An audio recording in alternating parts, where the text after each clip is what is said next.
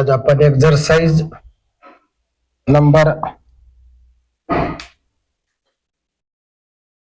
Exercise 13 बघणार आहोत आणि यामध्ये प्लांट अँड मशिनरी व्हॅल्युएशनचा हा पूर्ण मला वाटतं एक पेपर आहे. जवळपास 100 प्रश्न यामध्ये आहेत.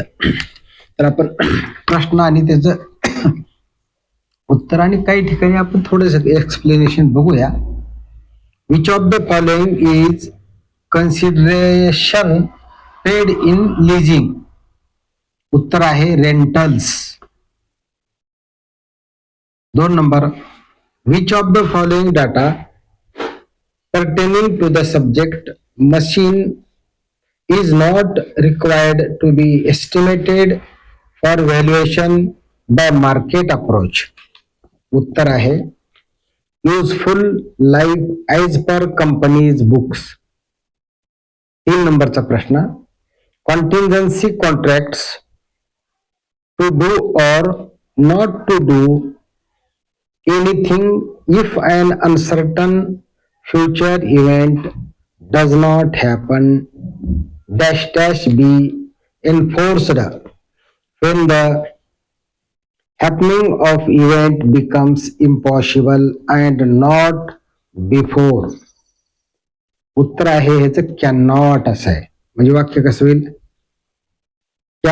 कॉन्टिंजंट कॉन्ट्रॅक्ट म्हणजे घटना सापेक्ष कॉन्ट्रॅक्ट आहे. वाईड म्हणजे may be or may not be, occur होईल किंवा नाही सांगता येत नाही, झाला तरी बी कसा होईल सांगता येत नाही, म्हणजे त्यात कसे बदल घडतील हे पण सांगता येत नाही.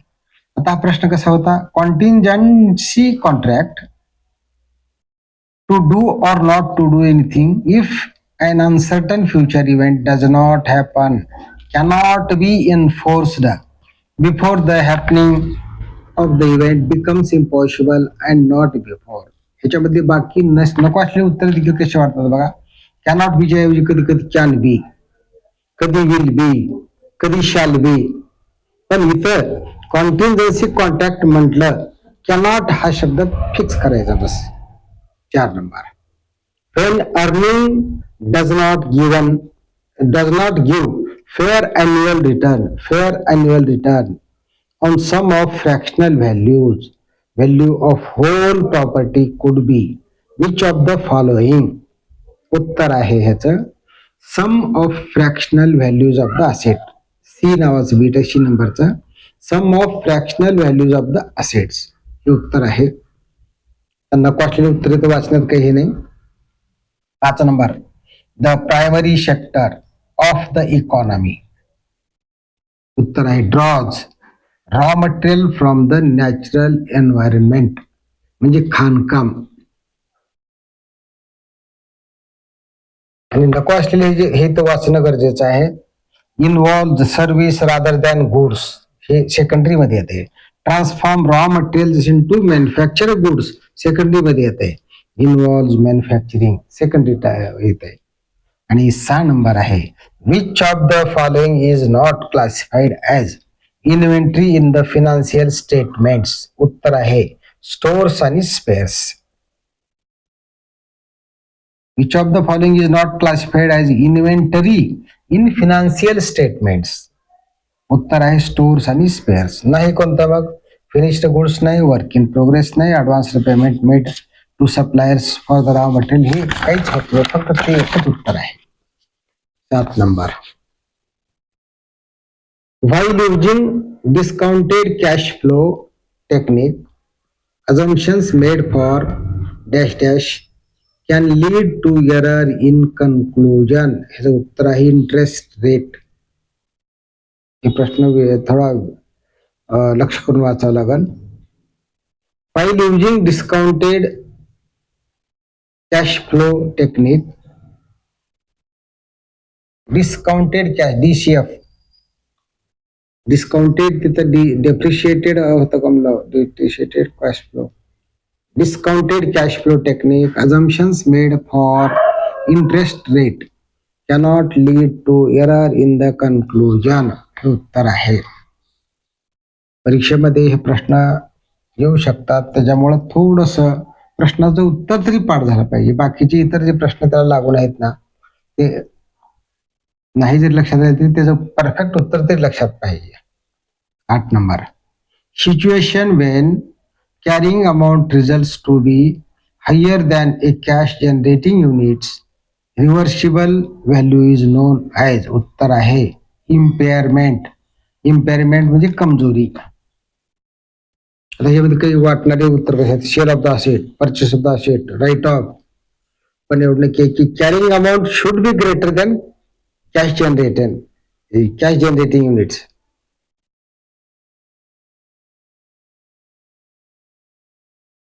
दॅट इज कन्व्हर्टेबल व्हॅल्यू असेल तरच त्याला इम्पेअरमेंट व्हॅल्यू लागू होते. म्हणजे हे प्रश्न थोडासा विचार करण्यासारखा आहे. Situation when carrying amount results to be higher than a cash generating units recoverable value is known as impairment. म्हणजे तुम्हाला तुमची जे मशीन आहे त्याची कॅरिंग अमाऊंट जे आहे higher than cash generating units असली पाहिजे असा त्याचा अर्थ आहे. नसेल तर मग हे ऍक्च्युअली त्याची कमजोरी आहे.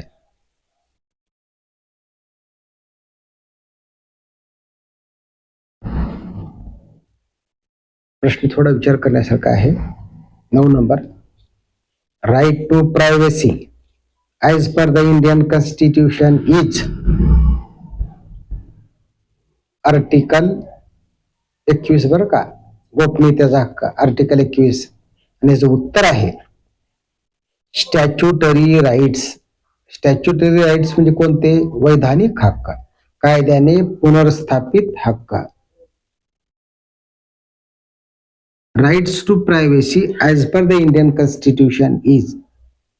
प्रायव्हसीचा जो हक्क आहे आर्टिकल 21 मध्ये येतो आणि ह्याला गोपनीयतेचा हक्क म्हणतात. आणि ह्याचं उत्तर आहे स्टॅच्युटरी राईट्स, वैधानिक हक्क किंवा कायद्याने पुनर्स्थापित हक्क.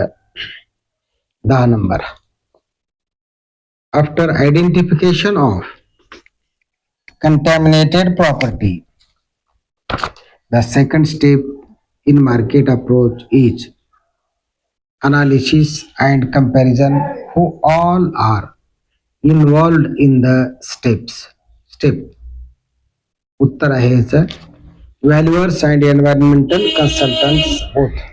दोघं आले पाहिजेत, व्हॅल्युअर पण आणि environmental consultant.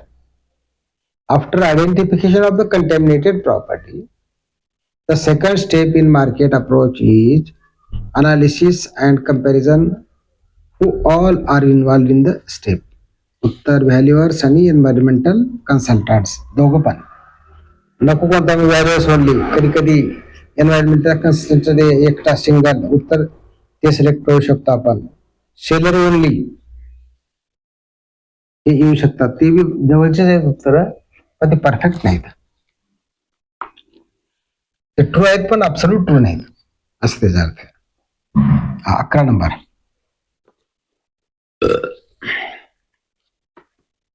which of the following atom appearing as buildings but treated as plant? उत्तर आहे safe deposit vault in the bank. बँकेमध्ये जे सेफ डिपॉझिट लॉकर असते ते ऍक्च्युली प्लांट अँड मशिनरीचा भाग आहे. 12 number, where there is frequent fluctuations in public stock value, which of the following provides suitable cover? उत्तर आहे याचं fire policy with escalation clause. 13 number, should discount be taken into account when establishing reinstatement? reinstatement म्हणजे पुनर्स्थापना with new insurance value. उत्तर आहे ह्याचं no. Should discount to be taken into account when establishing reinstatement. Establishing reinstatement म्हणजे काय?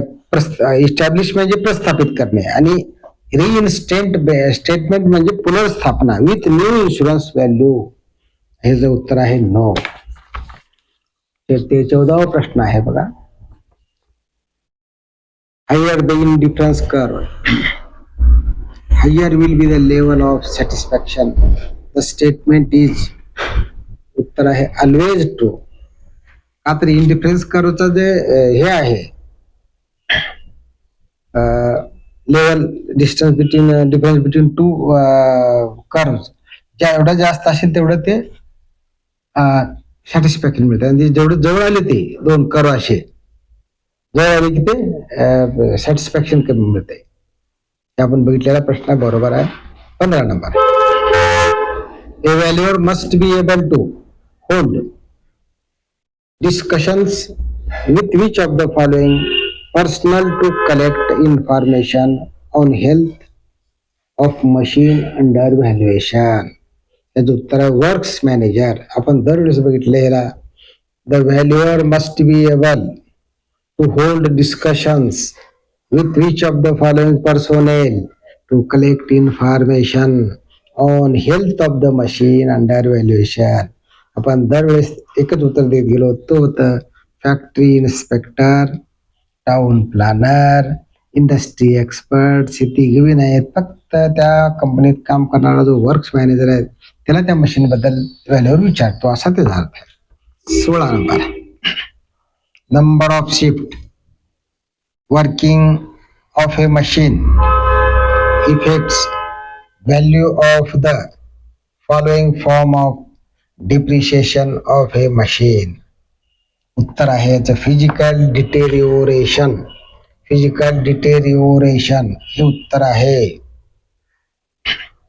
Number of shift working of A machine defects which of the following form of the depreciation of the machine. म्हणजे एक machine मध्ये एक शिफ्टच्या ऐवजी 2-3 shift मध्ये काम कशा करत असेल तर त्याचं जे आहे ना कशाच्या घटकावर डेप्रिशिएशनच्या फिजिकल डिटोरेशनच्या ह्याच्यावर त्याचं डिप्रिशिएशन कॅल्क्युलेट करतात. कधी कधी उत्तर मग टेक्नॉलॉजिकल ऑब्सोलन्स, फंक्शनल ऑब्सोलन्स, इकॉनॉमिकल ऑब्सोलन्स हे काय नाही. फक्त फिजिकल त्याचं विअर अँड टेअर होते, डिटोरेशन होते हे महत्वाचं आहे. 17 number. Which of the following is not an example of variable cost? उत्तर आहे WWD wood used to make furniture. प्रश्न वाटतोय तसा वेगळा आहे. Which of the following is not the example of the available variable cost? Wood used to make the furniture. लाकूड जे वापरलं जाते त्या फर्निचर बनवण्यासाठी ऍक्च्युअली व्हेरिएबल कॉस्ट उदाहरण आहे. त्याची किंमत कमी जास्त होऊ शकते वेगवेगळ्या प्रकारच्या क्वालिटीवर. मग नाही कोणतं straight line depreciation of the machine expected last 5 years नाही. Piece rate wages paid manufacture workers नाही. Commissions paid to the sales personnel नाही. चेंज का होते ह्या प्रश्नामध्ये wood used to make the furniture ही किंमत व्हेरिएबल कॉस्ट आहे. ऍक्च्युअली चेंज होते म्हणजे ती परफेक्ट राहत नाही. 18 नंबर बघा. The word lease is mostly used for hiring contract in dash dash long term. Long term मध्ये लीज वापरली जाते. शॉर्ट टर्म मध्ये नाही, मिडियम टर्म मध्ये नाही, स्मॉल टर्म मध्ये पण नाही. प्रश्न असा आला तर लीज लॉंग टर्म साठी आहे. 19 number. A contract under which one party allows another to use a goods for reward for the specified period or in perpetuity is called. उत्तर आहे lease of goods agreement. A contract under which one party allows another to use of goods for reward for the specified period. म्हणजे एखाद्याची वस्तू एखाद्याला काही काळासाठी वापरायला देणे म्हणजे लीज ऑफ गुड्स अग्रीमेंट. त्याच्यात वेगळे उत्तर नका थोडेसे जवळ दे असलेले कशात पाहिजे. Sale of goods agreement, purchase agreement, supply of goods agreement असे कन्फ्युजन करणारे उत्तर आहेत. 20. In case of loan take delivery of the equipment dash dash. उत्तर आहे बायर आणि borrower. In which of the loan who takes delivery of the equipment buyer आणि borrower. त्याच्यानंतरचा पुढचा प्रश्न आहे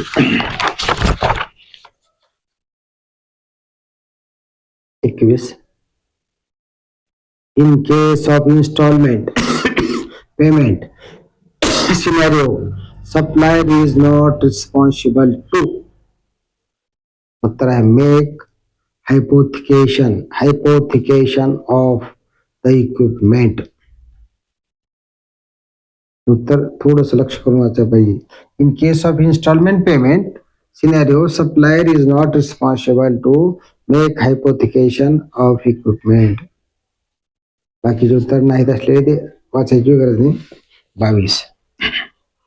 in case of lease lessee does not following accept.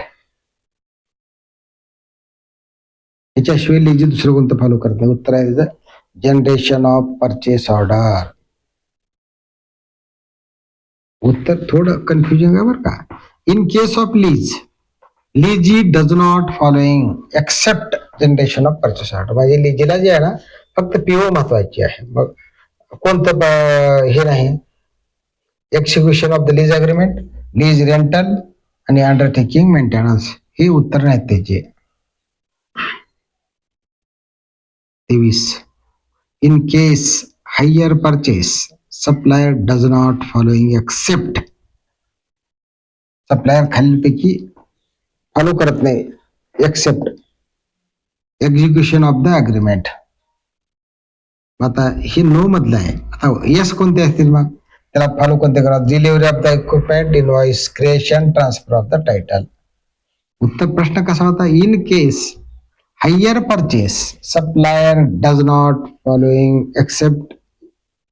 म्हणजे higher पैसे भाडे करण्यानं ज्यावेळेस एखादी मशीन आम्ही देतो त्यावेळेस जो देणारा लेजर आहे तो खालील फक्त एकच अट पाळतो, त्याच्याशिवाय दुसऱ्या अटी पाळत नाही तो. Execution of the agreement. 24 नंबरचा प्रश्न बघा. Transfer of possession of movable properties are covered by the. उत्तर आहे लॉ ऑफ बेलमेंट. बेलमेंट म्हणजे जामीन. जो देणारा आहे त्याला जामीनदार म्हणतो किंवा जामीन म्हणतो आणि घेणारा जो आहे भाडेतत्वावर तो पण जामीनच आहे. Transfer of possession of movable property म्हणजे एखादी मशीन मुव्हेबल जे आहे ते are covered by the law of बेलमेंटच्या थ्रू हे कव्हर केलं जाते. म्हणणं आहे कोणतं law of property, law of company act. जामीन म्हणजे जो देणारा आहे त्यालाही जामीनच म्हणतात, त्याला जामीनदार म्हणतात आणि जो घेणारा आहे त्यालाही जामीन म्हणतात. आता नियम कसा बघा. बेलमेंट म्हणजे जामीन. बेली आपण जसं बेली म्हणतो ना, बेली म्हणजे जामीन. बेलमेंट म्हणजे जामीन नियम. ऍक्च्युअली ते नियम म्हणून मोडते जामीन. आता बेलमेंट कसा आहे. भाडे तत्वावर जामीनदार, भाडे तत्वावर देणारा, बेलर देणारा आणि बेली घेणारा. 25 नंबरचा प्रश्न बघा. महत्वाचा प्रश्न आहे बरं का. ते बेलमेंट लक्षात येत नाही आपल्याला. लॉ ऑफ बेलमेंटच्या अंडर खाली. बेलमेंट म्हणजे जो आपल्या मशिनरी वस्तू यांना भाड्याने देतो किंवा एखादी कुठली मशीन पार्ट्स आहेत किंवा कुठले भांडी, लग्नाच्या ठिकाणी भांडी म्हणतो, काही फर्निचर भाड्याने दिले जाते, गाड्या दिल्या जातात, तो बेली असतो. बेली आणि त्याचा लॉ कोणता बेलमेंटचा लॉ आहे. बर 25 number. Tangible assets dash dash be leased can only be leased. Tangible म्हणजे दिसतात जे फिजिकली अवेलेबल आहेत तेच टँजिबल असतात. इनटँजिबल जे असतात ना सॉफ्टवेअर वगैरे हे ह्याला लीजवर दिलं जात नाही. आता इथं प्रश्नाचं उत्तर कसं आहे. कॅन ओनली म्हटलंय.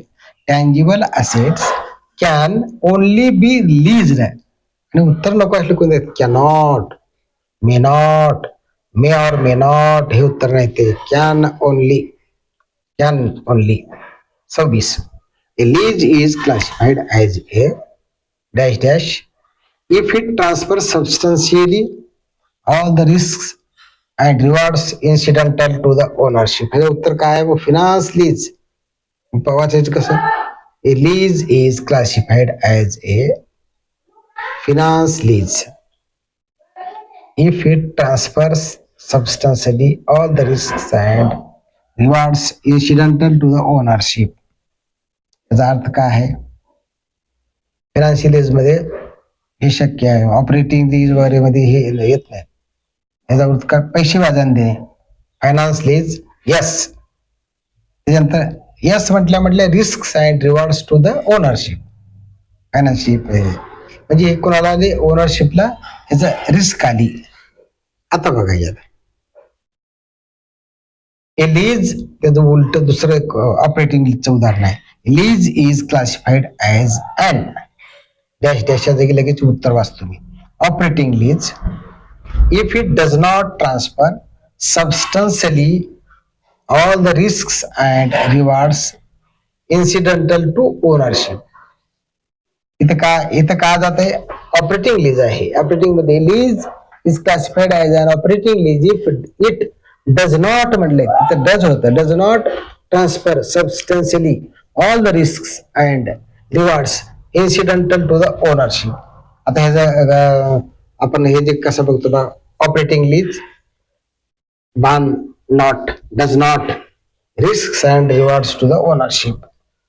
मशीन भाड्याने देणे दिल्यास हस्तांतरण मालकी मालकाकडेच असते मशीन भाड्याने दिली तर. आणि पैसे जर व्याजाने दिले तर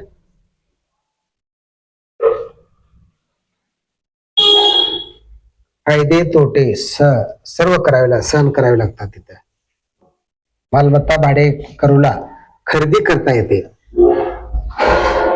पैसे दिल्यामुळे आणि ऑपरेटिंग लीज मध्ये करता येत नाही.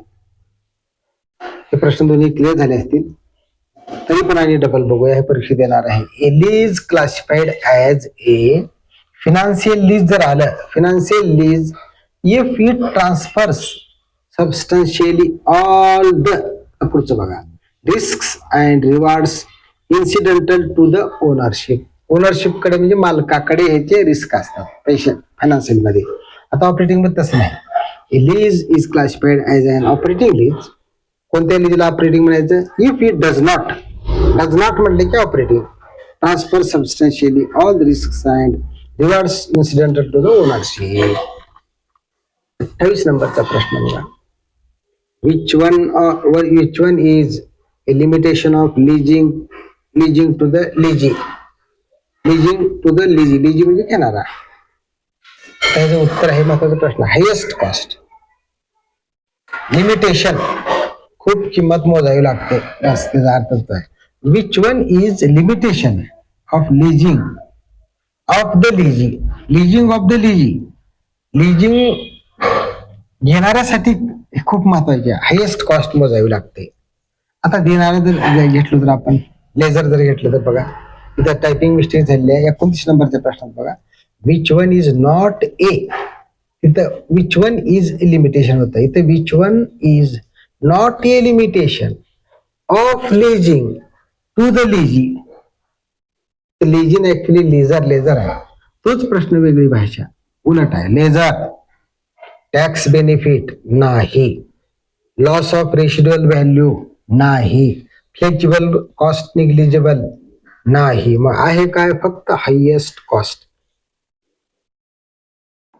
Which one is not a limitation of the leasing to the lessor highest cost. हे दोन्ही प्रश्न परीक्षेत येणार 28 आणि 29. थोडं आणि परत क्लिअर करतो मी. Which one of the following which one is a limitation of the leasing to the lessee साठी लिमिटेशन काय आहे highest cost. general highest cost जे आहे ना परवडत नाही ना ते लिमिटेशन आहे त्याला. आता which one is not a limitation of the leasing to the lessor highest cost. लेझरला किती पैसे आले तर त्याला काही हे नाही लिमिटेशन नाही याला. 30 नंबर परीक्षेत दोन्ही प्रश्न येणार. A lease agreement is a set of उत्तर आहे self made 1 number and mutually appreciable rules 2 number of a commercial transaction 3 number that is considered with law हे 4 नंबर. वाक्य कसं आहे self made and mutually acceptable rules of commercial transaction that is consistent with law. आणि ह्याला म्हणतात a lease agreement is a set of. वाक्य असा पाहिजे lease agreement is a set of self made mutually acceptable rules commercial transactions that consistent with law. हे साऱ्या गोष्टी त्यामध्ये येतात. हे वाक्य तसं मोठं झालं. 31 number. Which among the following may not be part of the lease agreement? याचं उत्तर आहे provisions inconsistent with law. नाही. Which among the following may not be part of the lease agreement? नाही. हे नाही साठी काय? Provisions inconsistent with law. Answer आहे म्हटलं तर काल असतं मग. Time, identification and ownership of the asset आहे. Cost of the maintenance and use आहे. Remedies in the event of default आहे. 32 number. Indian accounting standard to be applied in accounting for leasing in general is IND AS 17. IND AS 17 in Indian accounting standard to be applied to accounting for leases in general is IND AS 17. 33 नंबरचा प्रश्न बघा.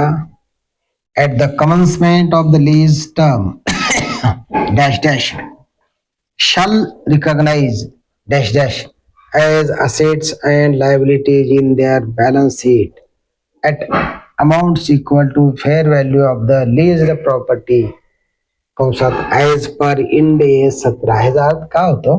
जो लीजवर machinery घेतो ना त्याला देखील त्याच्या रजिस्टरमध्ये ती मेन्शन करावं की आम्ही मशिनरी घेतल्या लीजवर ह्याला भाडा देतोय आम्ही, आणि हेच मशीन खरेदी घेतली असतात तर डायरेक्ट ते एंट्री झाली असते DSR मध्ये आणि त्याचं डिप्रिशिएशन सर्व केलं असतं.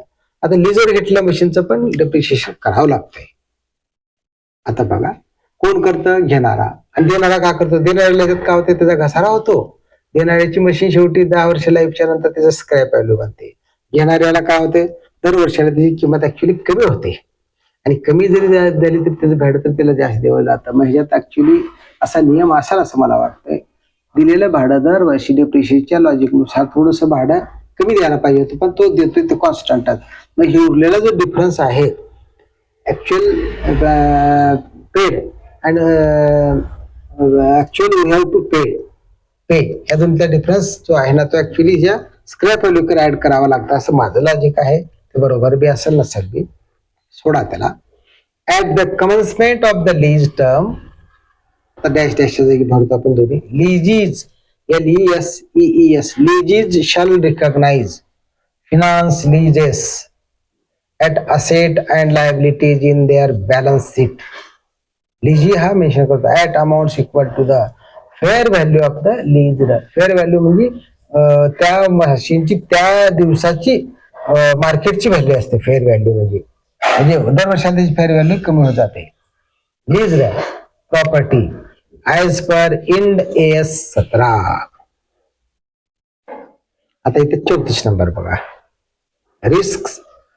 इथे किती मशीन आहे बघा. एखादी लँड, एखादी घर, एखादी प्रॉपर्टी ज्या वेळेस लीजवर दिली जाते दर 5 वर्षाला त्याच्या रेंट ह्याच्यामध्ये चेंजेस होतात, वाढत जातात. पण मशिनरीच्या बाबतीमध्ये एकदा ठरलेला रेट जो आहे वर्षाला आपण तुम्ही याला एका मशीनला एवढं देऊ ते देखील वर्षाला कमी व्हायला पाहिजे. त्या लीजचा अर्थच तो आहे पण होत नाही.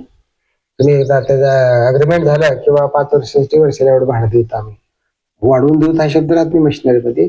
पण एखादं दुकान घेतलं, एखादी इंडस्ट्री घेतली किंवा जागा भाड्याने घेतली तर वाढ होत असते. त्याचा अर्थ असा असतो की तिथलं महागाई जास्त, महागाईचा उच्चांक वरचीवर म्हणजे time value of the money decrease होत जाते. त्या कंपन्सेट करण्यासाठी त्याची किंमत वाढवली जाते.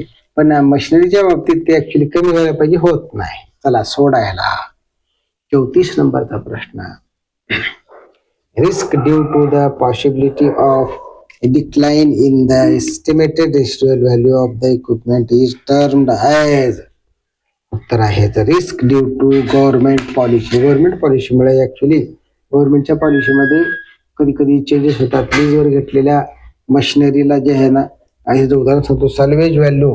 कधी कधी मशीन आज उदाहरण ह्या गाड्याचं घेता येते. आपल्या गाडीचं लाईफ 15 वर्ष आहे तर त्या गव्हर्नमेंटनं काढली किंवा 15 वर्ष चालल्या गाड्याचे लाईफ हे करा. किंवा कधी कधी गव्हर्नमेंट जर नियम काढले किंवा 15 वर्षाच्या लीजवर दिलेल्या त्या मशीनला त्याची लाईफच जर 10 वर्षाचा 10 जर म्हटलं तर अशा कंडिशन मध्ये घेणाऱ्याला लेजीला लॉस होतो. लेझरचं काय तेच देऊन बसलेलं असते. पण ज्याने घेतलेला असतो त्याला गव्हर्नमेंटच्या रिस्क ड्यू टू गव्हर्नमेंट पॉलिसीमुळे त्याचा इफेक्ट होऊ शकतो. Risk due to possibility of the decline word खूप मत आहे. इन द एस्टिमेटेड रेशिड्युअल व्हॅल्यू म्हणजे तुम्ही अज्युम केलेल्या लाईफला रेशिड्युअल व्हॅल्यू किती वर्षाला होणार आहे त्याच्यामध्ये जर काही चेंजेस झाले of the equipment is term as risk due to government policy. त्याला बाकीचे नाही तर purchase power risk, default risk, residual risk ते परीक्षेत गडबड होऊ शकतं, पण ह्याला ध्यान ठेवणं गरजेचं आहे. त्याच्यानंतर पुढचा प्रश्न आहे बघा 35 number. Risk more relevant in cases of long term lease which refers to the reduction in the value of the lease rental in real time by unforeseen inflation is called as interest rate risk. हे खूप महत्वाचा प्रश्न आहे आणि ते आपण पहिला बघितलं त्याचं लॉजिक आहे. Risk more relevant in cases of long term lease while refers to the reduction in the value of the lease rental in real time by under unforeseen inflation is called. Unforeseen inflation म्हणजे कधी कधी महागाईचा उच्चांक वाढतो, कमी होतो, time value of the मनी कमी होत जाते, तर असे इंटरेस्ट रेट रिस्क तिथं व्याजाचा जो दर आहे तिथं फ्लक्च्युएशन होऊ शकतात असा त्याचा अर्थ आहे. त्याच्यात बाकी कोणतं नाही, डिफॉल्ट रिस्क नाही, रेशिड्युअल व्हॅल्यू रिस्क नाही, परचेस रिस्क नाही, पण इंटरेस्ट रेट रिस्क येऊ शकते असा त्याचा अर्थ आहे. 36 नंबरचा प्रश्न. Valuation of plant and machinery on lease is normally done by. उत्तर आहे cost and market approach. Cost approach किंवा market approach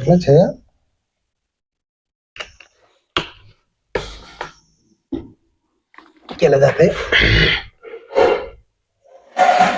37 number.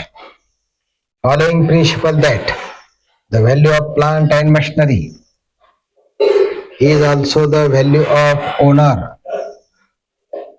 occupier users right to derive benefits by use of the P&M is normally used while evaluating. उत्तर आहे intangible assets.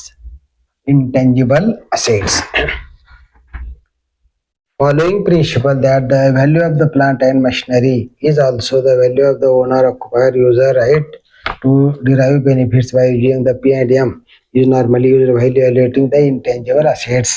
उत्तर आहे tangible नाही, lease asset नाही, asset with very high value नाही, assets with very low value पण नाही, फक्त इनटेंजिबल. उत्तर आहे 38 number.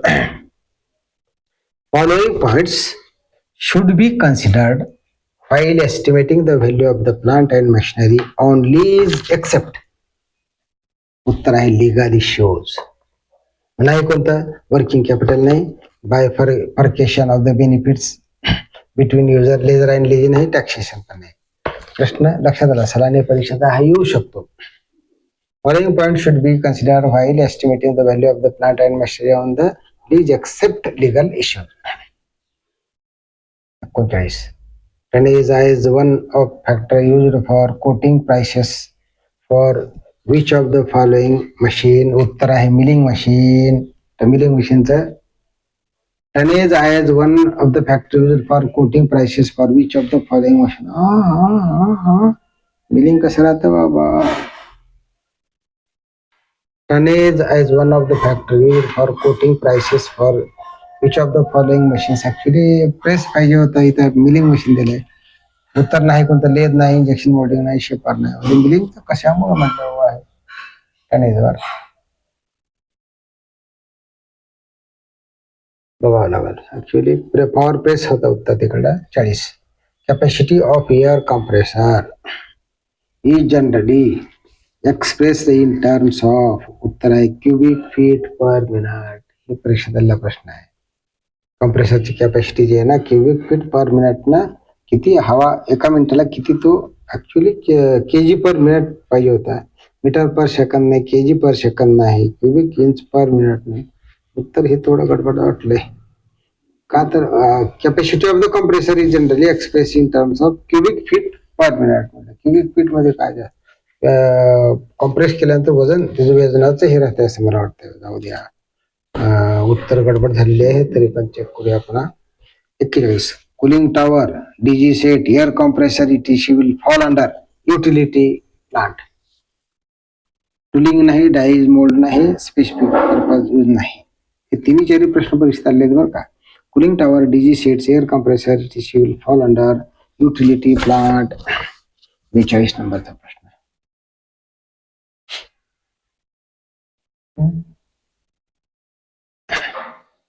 Off balance sheet asset means the assets which are not operating in the balance sheet.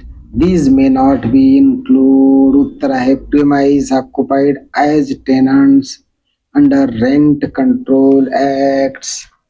प्रश्नाचं उत्तर आपण वेगळंच लिहित गेलो दरवेळेस, पण इथं वेगळंच आहे. Off balance sheet asset means the assets which are not appearing in the balance sheet.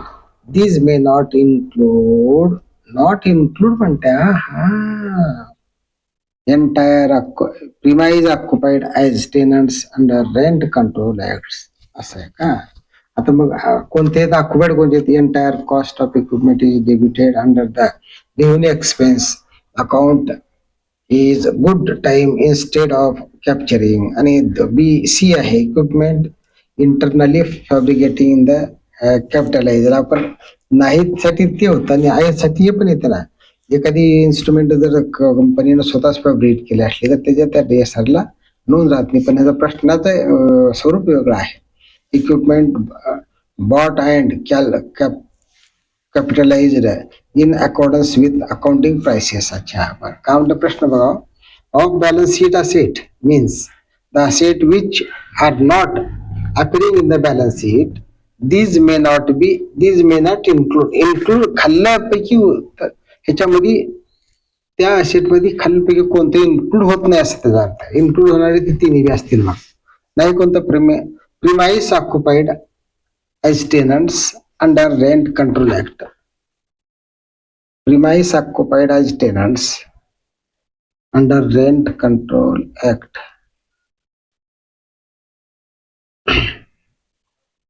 हे ह्याच्यामध्ये येत नाही असं म्हणणं आहे.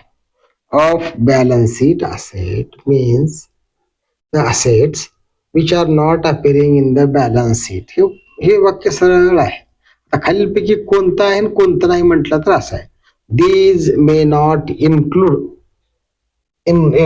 नाही म्हटल्यानंतर हे उत्तर आहे. Premise occupied as tenants under rent control act.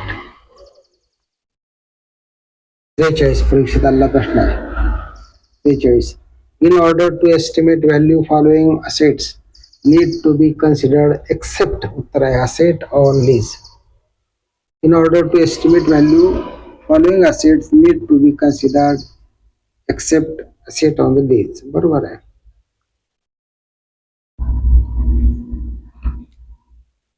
44 number. Which asset can be termed as non-productive asset?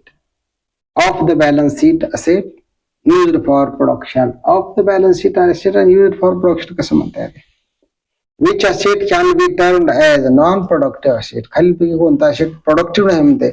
Off the balance sheet. Balance sheet वर नाही मान्य आहे asset and used for production. अरे बापरे. Which asset can be termed as non-productive asset?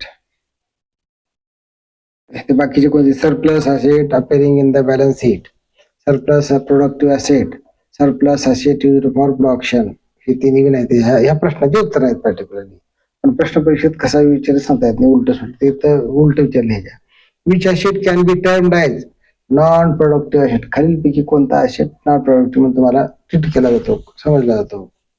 Of the balance sheet asset used for production. 25 number. The value of the business should never be lesser than the value of the tangible assets, else the prudent entrepreneur will. उत्तर आहे run the business. 45 number. आणखी 5 प्रश्न आहेत. The value of the business should never be lesser than the value of tangible assets, else the prudent enterprise will run the business.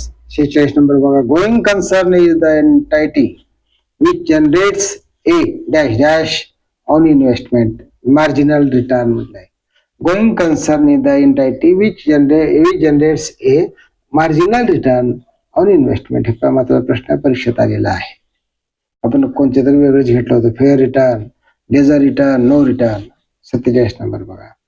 And intentional evaluation standards will not be one of the following. अच्छा, and international valuation standards will not be one of the following. उत्तर आहे identify or develop globally accepted principles and identification. Foreign country मध्ये valuation करण्यासाठी हा अडचण आहे. आणि international valuation standards will not do one of the following. Identity of developed globally accepted principles and definitions. 38 number. Once a company follow Indian AS, either mandatory or voluntary, it उत्तर है can't revert to the old method accounting. म्हणजे once the company follows the Indian AS, either mandatory or voluntarily, it can't revert to old methods of accounting. बरोबर आहे ना. हे नको असलं तर can revert to the old method of accounting with proper justification नाही. Can revert to the old method of accounting नाही. Can't revert between new and old method नाही. आहे कोणता? Can't revert to the old method of accounting. आणि ह्याचा पुढचा प्रश्न आहे 49. One difference between a financial lease and operating lease is that दोघांच्यामध्ये काय फरक आहे बाबा? An operating lease is often cancelled by the lessee. Operating lease cancel करता येते पण फिनान्स लीज कॅन्सल करण्याचा सवाल येत नाही. 50 number. The principal reason for the existence of the leasing is उत्तर आहे C. Companies, financial institutions and individual derive different benefits from the owing asset. अशा प्रकारे आपण 50 प्रश्न केलेले आहेत. The principal reason for the existence of leasing is that उत्तर आहे companies, financial institutions and individual derive different benefits from the owing asset. Owning asset हे बरोबर आहे. आता ह्याचे पुढचे प्रश्न 2 मिनिटात आपण 51 पासून सुरुवात करूया. असंच ठेवूया. ह्याला थोडस पाणी घ्यावं लागेल.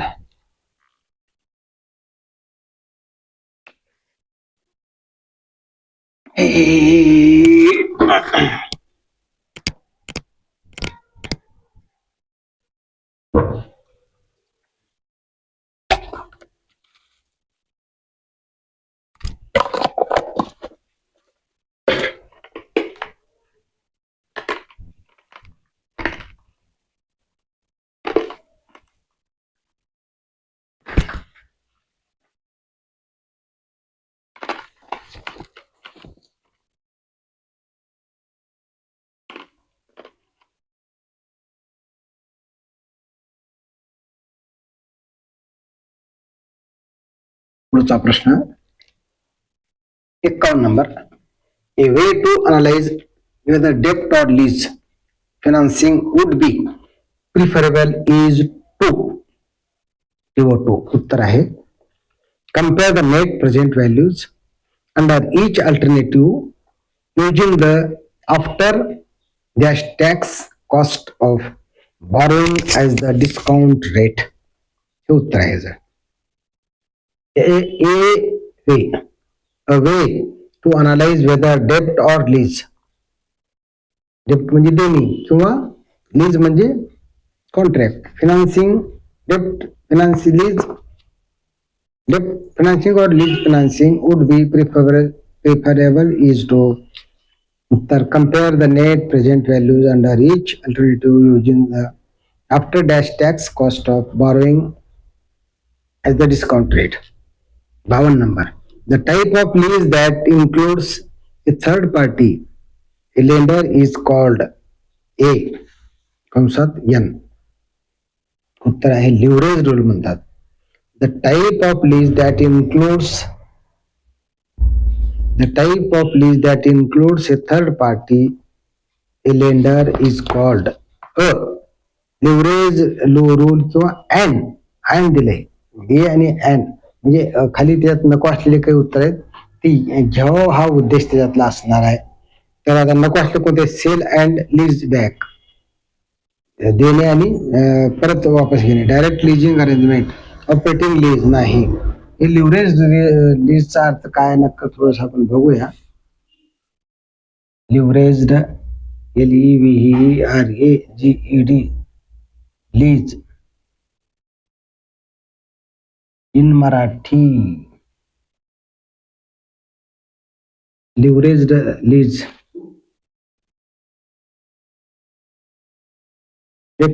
लिव्हरेज्ड लीज ही एक वित्तपुरवठा व्यवस्था आहे ज्यामध्ये भाडेकरू, इक्विटी आणि कर्ज घेतलेल्या निधीच्या मिश्रणाचा वापर करून रिअल इस्टेट आणि विमाने यासारख्या उच्च किमतीच्या मालमत्ता मिळवतो आणि त्या भाडेकरूला भाडेपट्टीवर देतो. त्यात सहसा 3 पक्ष असतात: भाडेकरू, भाडेपट्टीधारक आणि कर्ज देणारा. भाडेकरू मालमत्तेचा मालक असतो आणि त्याची व्यवस्थापन करतो. लिव्हरेज रूल हे पॉइंट क्लिअर झाला का? सोप्या भाषेत सांगायचं तर लिव्हरेज कॉन्ट्रॅक्ट मध्ये लिव्हरेज ट्रान्झॅक्शन मर्चंट म्हणजे व्यापारी, फ्युचर्स कमिशन मर्चंट जो लिव्हरेज ट्रान्झॅक्शन मर्चंट म्हणून एकाच वेळी काम करत असतो, याच्याद्वारे चालवल्या जाणाऱ्या over the count financial derivative trading समाविष्ट असते. लिव्हरेज रूल लीज जे आहे ना, the type of lease that includes the third party lender is called A and leverage rule. Leverage rule clear झाला असेल. 53 नंबर.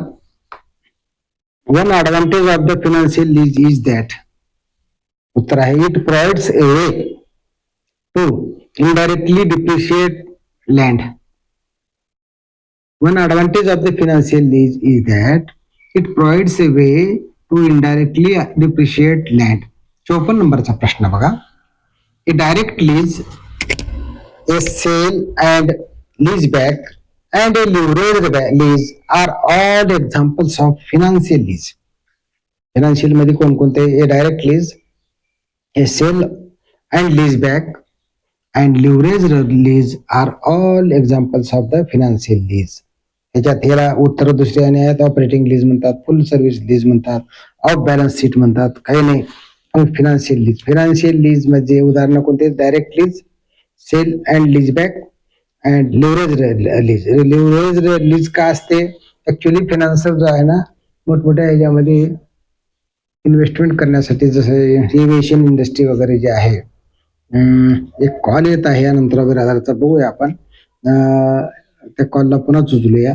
तो पण direct lease, a sale and lease back and a leverage release all are the examples of financial lease. 55 number. What will not form part of the valuation report? त्या फोनला आपण उत्तर पुन्हा देऊया आणि आपला उत्तर एवढे प्रश्न पूर्ण करून. Valuers professional fee. What will not form part of the valuation report? Valuation per professional fees.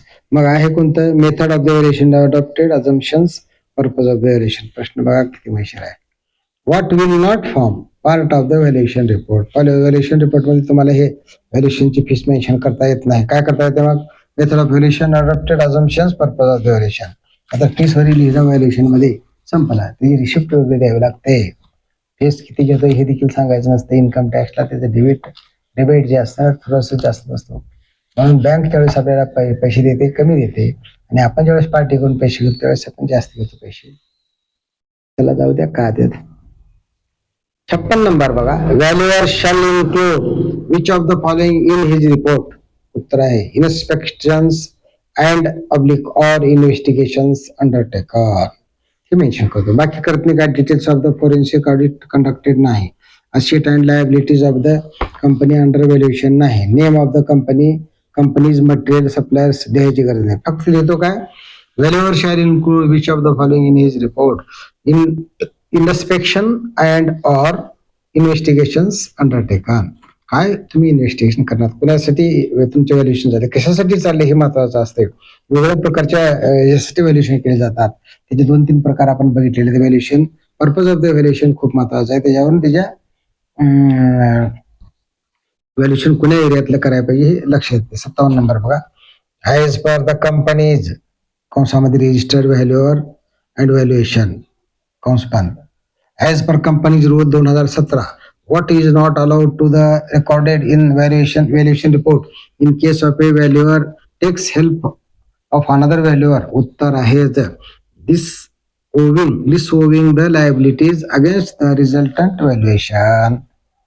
प्रश्न परीक्षेत आलेला आहे. As per the companies act rule 2017, what is not allowed to be recorded in valuation report in case of valuers taken help from another. एखाद्या व्हॅल्युअरची जर help घेतला तर त्याला काय मध्ये मेन्शन करून लावत आहे हे लिहायला पाहिजे. This owing the liabilities against the resultant valuation हे लिहायची गरज आहे. लिहायचं का असते असं जर म्हटलं तर disclosure of the name of the another registered value त्याचं नाव लिहिलं पाहिजे. बरोबर आहे. Disclosure of inputs of another registered value. Another registered value तुम्हाला कशात त्याची काय मदत तुम्हाला लागली, कुण्या ठिकाणी त्यानं वर्क केलेलं आहे, त्याचं व्हॅल्युएशन कुण्या पार्टला तुमचं झालेलं आहे हे त्याच्यात महत्वाचं. आणि details of the asset class for which help of another registered value is taken. तुम्ही अनदर व्हॅल्यूची जी मदत घेतली ती कुण्या ठिकाणी कशी घेतली, त्याचं नाव कुठे याच्यामध्ये हे घेतलं ते डिस्क्लोज केलं पाहिजे. आणि details of the valuer where he help. पण नको कोणता disowning the liabilities against the resultant valuation. 8 number, content of valuation report shall not include उत्तर details of the previous valuation report. महत्वाचं बरं का. Content of the valuation report shall not include. पहिले जे valuation already केलं आहे तेच जर कंटेंट आम्ही टाकलो आणि त्याचं हे जर केलं तर त्याला अर्थ नाही. Details of the previous valuation टाकायची गरज नाही. मग टाकावं का लागेल. Schedule of the plant and machinery with make ETC. Machinery प्लांटचे मेक वगैरे जे आहेत टाकता येते तेच. Date and on which the valuation is required. Date म्हणजे व्हॅल्युएशन कधी पाहिजे ते कधीची डेट आहे ते टाकायला पाहिजे. पर्पज ऑफ द व्हॅल्युएशन देखील मेन्शन केलं पाहिजे. Purpose, date of the valuation आणि त्याच्यामध्ये त्या रिसिप्ट वगैरे सगळ्या गोष्टी मेन्शन केल्या पाहिजे. पण पहिल्याच्या व्हॅल्युएशन रिपोर्ट डिटेल्स पहिल्याच्या जे टाकायची गरज नाही, टाकू नये असा त्याचा अर्थ आहे. 59 नंबरचा प्रश्न. Cost to capacity method of valuation can be applied to. उत्तर आहे ऑल ऑफ द म्हणजे tanks, transforms and diesel generators, power press. Cost to capacity method of valuation can be. Cost to capacity म्हणजे एखाद्या मशीनची capacity कशी असते त्याच्यावरची cost होती. टँक साईज मोठा बारीक छोटा वर. ट्रान्सफॉर्मर्स अँड डिझेल जनरेटर्स बरोबर आहे, ते कॅपॅसिटीवर डिपेंड करते. आणि पॉवर प्रेसेस त्याच्या कॅपॅसिटीवरच त्याची कॉस्ट ठरते. म्हणजे कॉस्ट टू कॅपॅसिटी याला तिन्हीला लागू होते. कधी कधी परीक्षेत आपण एकाच घेतो आणि परीक्षेत प्रश्न आलेला आहे एकच घेतो, उत्तर तेवढ्यातच भरपूर हे करतो. तसं नाही, आपण जनरली पॉवर प्रेसला वापरतो. मग डिझेल शीटला देखील त्याची कॅपॅसिटी महत्वाची असते. टँकला पण आहे, लहान टँक, मोठी tank. 60 number. Statistical quality central technique control आहे का म्हणते. Control techniques are based on the theory of probability थिअरीवरच SQC डिपेंड करते. बरोबर आहे ना. नाही कोणतं मग quality, statistics, all of the above हे चुकीचे उत्तर आहे त्याच्यामध्ये. 61 number. The difference between the time available to do the job and the time required to so the job is known as flat. परीक्षेत येऊ शकतं. फ्लॅट म्हणजे काय. The difference between the time available to do the job करण्यासाठी तुमच्याकडे असलेला time and time required to do so is known as flat.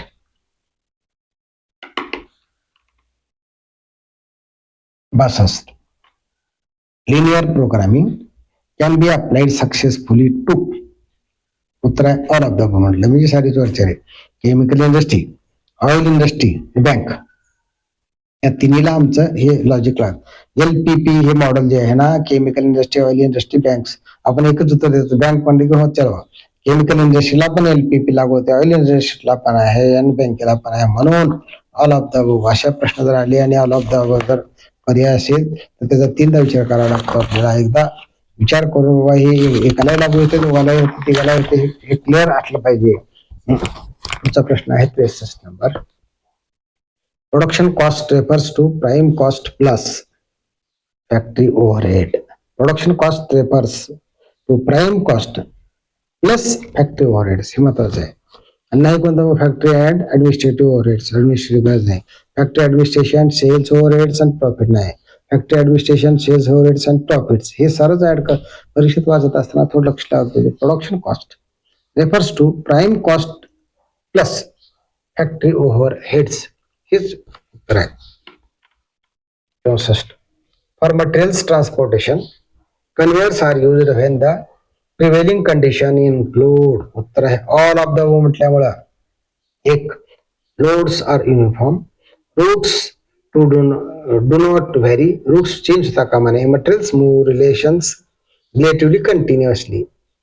बरोबर आहे ना. फॉर मटेरियल्स ट्रान्सपोर्टेशन एखाद्या मटेरियल एखाद्या कंपनीमध्ये रॉ मटेरियल ट्रान्सपोर्ट काय जॉब ट्रान्सपोर्ट होतात ना, कसं करतात बघा. Material transportation conveyors are used when the prevailing conditions include routes are uniform,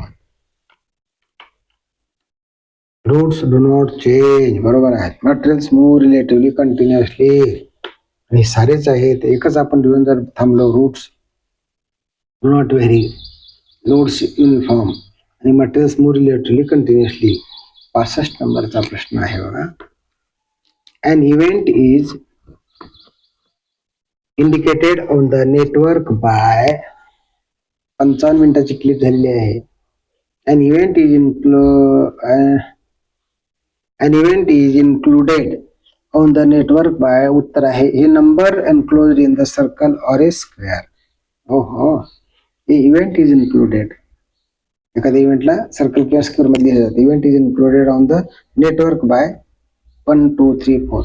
नाही कोणतं म्हणजे स्ट्रेट लाईन नाही, स्ट्रेट लाईन विथ सर्कल नाही, डॉटेड लाईन नाही. इव्हेंट म्हटलं number enclose in the circle or square. चला पुढचा 66 नंबरचा प्रश्न.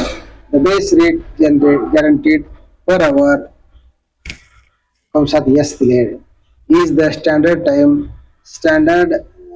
Time for the job and capital T is the actual time. S standard time, T capital time. बरोबर. Then according to Rowan plan wages for the job will be. उत्तर आहे T R capital T R plus कंसामध्ये आहे S minus T भागिले S, T भागिले S आहे बरं का. Total bracket close into R. आता हे परत एकदा वाचतो मी. If the base rate guaranteed per hour S is the standard time for the job and T for the actual time, then according to Rowan plan wages for the job will be. उत्तर आहे D capital T R. काय की T R म्हणजे transport असेल अधिक त्या bracket square मध्ये square मध्ये एस मायनस टी, टीच्या खाली स्मॉल कॅपिटल एस आहे परत आणि ब्रॅकेट क्लोज रेक्टँग्युलर आणि बाहेर इंटू कॅपिटल आर असं आहे. 67 number. Critical path network helps an engineer कशासाठी हेल्प करतो. ऑल ऑफ द म्हटलं क्रिटिकल पाथ मेथड नेटवर्क आहे ना. Number 1 ABC to concentrate his attention on the critical activities. Critical activity concentration करा. B to divert the resources from non critical advances activities to critical activities. म्हणजे काय 2 number बघा. B to divert the resources from non critical advanced activities to the critical activities. आणि C आहे to be cautious for avoiding any delay in the critical activities to avoid delay of the whole project. प्रश्न मोठा आहे, परीक्षेत आलो आहे सांगता येत नाही. Critical path network helps an engineer. CPM इंजिनियरला कसा मदत करतो. ऑल ऑफ द म्हटले to concentrate his attention on the critical activities, to divert the resources from non-critical to critical activities, and to be cautious to avoid any delay in the critical activity, avoid delay in the whole project. बरोबर ना. Critical path मध्ये कशाचे कामाला ते सारे तिन्ही गोष्टी. इंजिनियरला critical activity concentration करा. त्याच्यानंतर NC to non critical to critical कर कसं रिसोर्सेसला ऍड करायचं आणि त्याच्यानंतर to be cautious avoid delay in the critical activities. 68 number मग percent idle time for men or machine see if found is. उत्तर आहे वर्क सॅम्पलिंग. काय झालं. Percent idle time for men or marines if found only. Man or machines आहे ते, marines नाही. Machines if found only machines, not marine. MACHINES machines found working शॅम्पलिंग, work शॅम्पलिंग उत्तर आहे बरं काय. ते कसं आहे काय माहित नाही. आणि 69 number, inventory management consist of, उत्तर आहे ऑल ऑफ द अबोव्ह म्हटलंय. Number 1 effective running stores, state merchandise, methods of string and maintenance ETC.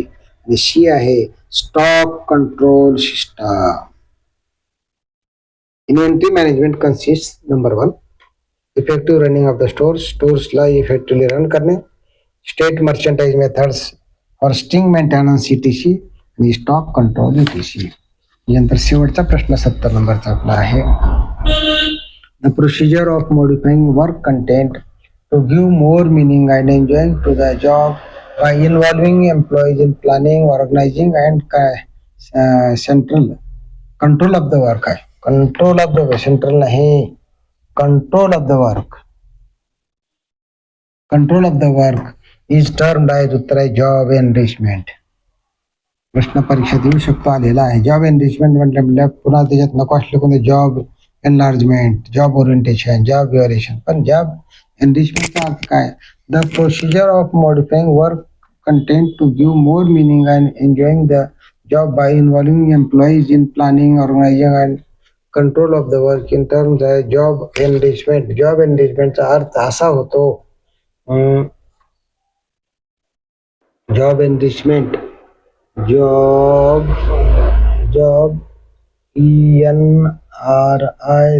ENRICHME enrichment in Marathi. नोकरी समृद्धी. नोकरी समृद्धीचा अर्थ काय? काम करणाऱ्या करत असलेल्या कामाविषयी समाधान, म्हणजे ज्या कामात तुम्ही काय, जॉब एनरिचमेंट म्हणजे ज्या कामामध्ये समाधान करणे. केव्हा होते समाधान? The procedure of modifying and work content to give more meaning and enjoying to the job by the involving employees in planning, organizing and control of the work in the term job enrichment, म्हणजे एखाद्या कामामध्ये मिळालेलं समाधान. अशा प्रकारे 70 प्रश्न झालेले आहेत. त्या ठिकाणी आपण थकलेलो आहोत. पुढचे 30 प्रश्न पुढच्या क्लिपला बघू. आजची ही क्लिप दिनांक 11/9/2025 ही क्लिप. यामध्ये कमीत कमी 2-3 प्रश्न आपल्या पुढच्या येणार म्हणजे येणार. त्यासाठी ही क्लिप एकदा आपण ऐकूया. उरलेले 30 प्रश्न पण पूर्ण करूया. उद्यापासून शुक्रवार, शनिवार, रविवार 3 दिवसाचा परत आपल्याला हा ARBF चा क्लास अटेंड करणं गरजेचं आहे. त्याबद्दल आज आपण ही क्लिप आणखी 30 प्रश्न नंतर करूया. धन्यवाद. ही क्लिप मी आणि तुम्ही शेवटपर्यंत ऐकली त्याबद्दल धन्यवाद.